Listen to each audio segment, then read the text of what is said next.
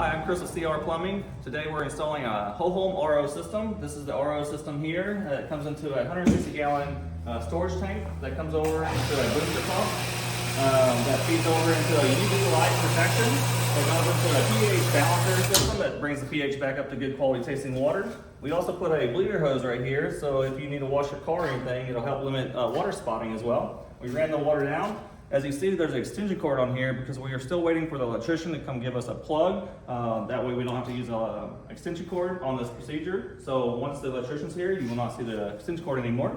It runs down over here to a bypass valve. That way, in case you need to maintenance the RO system, you can still have city water here. If not, you have RO water going through the entire house. And I'm Chris with CR. Thank you.